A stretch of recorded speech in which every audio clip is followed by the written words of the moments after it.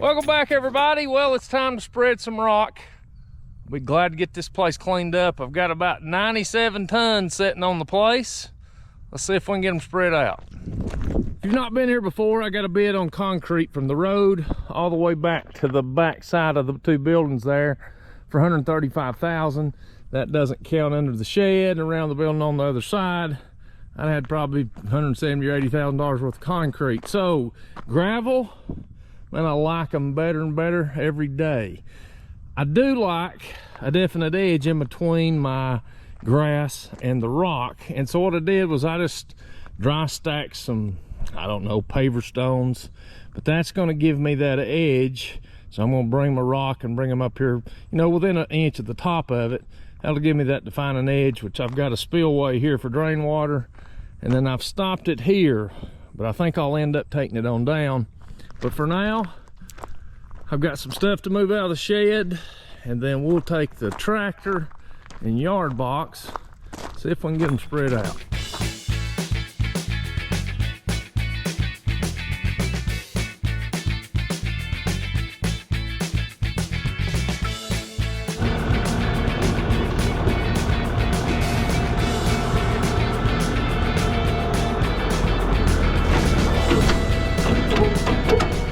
If you're wondering what I was moving here, back when I was building the house, they sent the wrong trusses for the house. So I had a big pile of trusses laying back here. Tried to give them away, couldn't give them away, so I ended up cutting them up for lumber. So I've got them stacked up, and there was the little peaks. We'll build us a little pavilion or something out of that at some point. When I built this shed, I had one of those all-terrain lifts. It rained and rained and rained, and I ran it down through here, and it squeezed that mud up against my rock.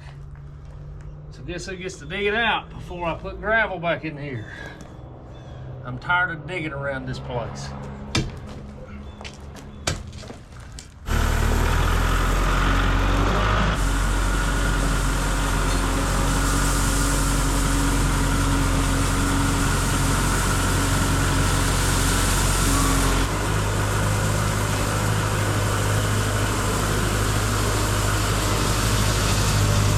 Well, I got everything spread under the shed, except for this little corner over here, and I'm kind of confined with my piles there, but let's move out here in the lot, try to cover some muddy spots up. Now, there's obviously different ways to do anything, and you know, a lot of times I'll use the bucket and just sprinkle them along, like in this case, because I want to stay out of the mud and don't want to track all the new gravel up. But for the most part today, I'm going to just be dumping piles, and then I'll use that yard box to spread them. I find it works really well.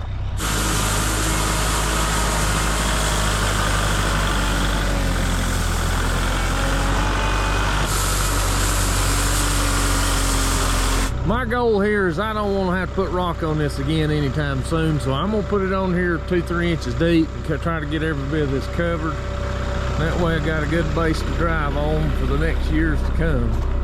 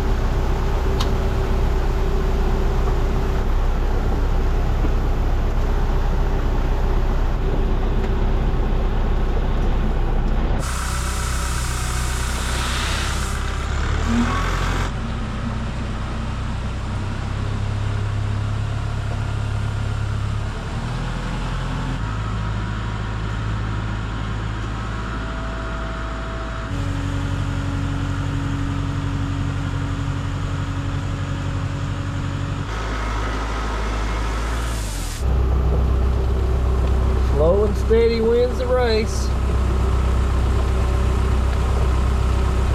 Well, it's a couple days later. Typical fashion for me, I start something later in the day. I'll get, you know, halfway through with it, and then the next day I've got something else to do. So typical fashion, I'm 2 or 3 days later trying to get this thing finished up. But I've got everything under the shed and back here in the back roughed in. And then for the most part, most of the parking area here I've got roughed in. But I've got one more pile of rock that I've borrowed some out of, but it's sitting right in the way. I need to get down that edge, and then I gotta finish that edge up down there at the end. But I'm gonna crank this tractor up, let it warm up. It's turned winter here in East Tennessee. I'll let it warm up a little bit, and I'll tell you how I'm spreading them.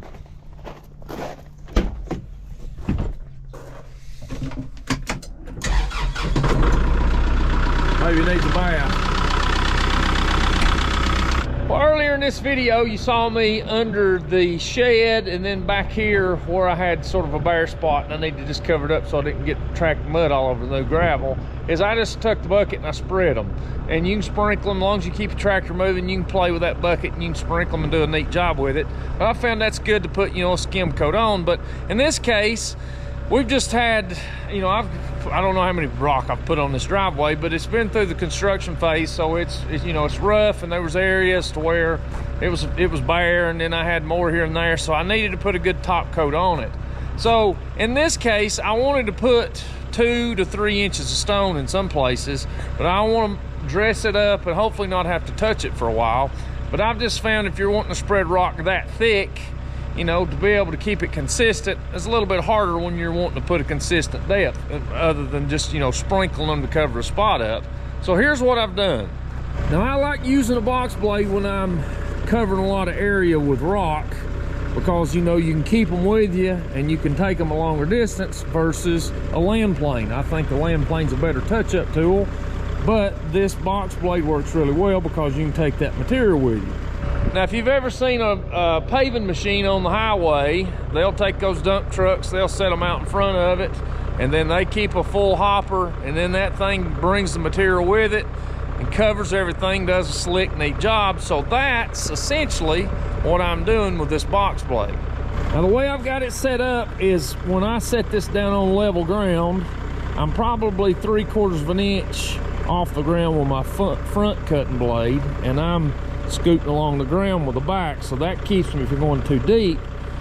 But when I want to put a consistent, you know, 2 inches of material down, I can, you know, when I'm coming in the pile, I can watch that edge over there and I can tell what kind of depth I've got.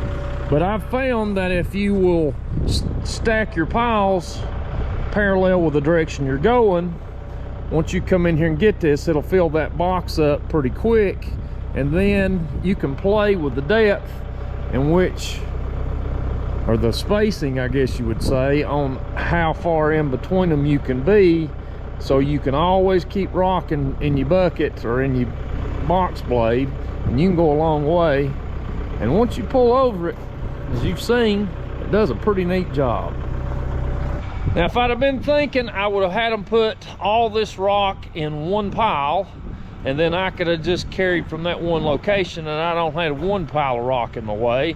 But I had them put them in 4 different locations around through here, so I've had to, you know, pull them out to go and work an area to sort of, you know, work around them. So it'd have been a lot better if I'd have just put them in one place and I'd only had to work around one pile, but I didn't. So I've got one more pile. It's right in the way, obviously, but I'm gonna take them, go down here, and we'll start down here at the end of where my little stone border is. We'll work our way back up this way, and then we'll be able to go in here and finish up where that pile of rock's at. But once I get it all roughed in, I'm gonna get the transit out, and then I want that water, I've got a little swell back there.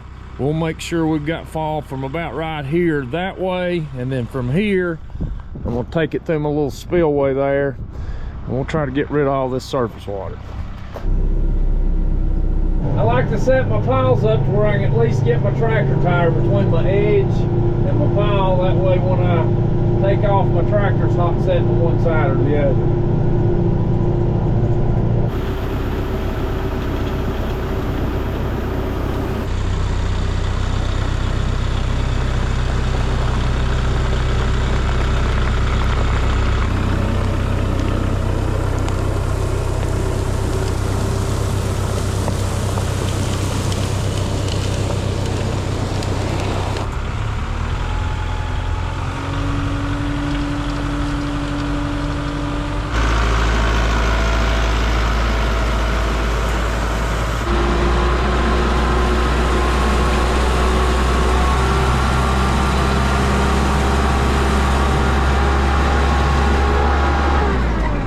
Well, at least we won't be driving in the mud now, but I think I'm gonna call it good for now. I was gonna get my Transit out and shoot it, but I'm just gonna wait and get a good rain on it. It'll settle it down some. We'll drive on it for a few days, and I'll see if I've got any low spots where water's standing. And if I do, I've got 2 to 3 inches at least through every bit of it, so I can make some fine tuning and adjustments, and I can get it to where I want it. So everything turned out pretty good. I had just enough stone, so I'm glad to have this behind me.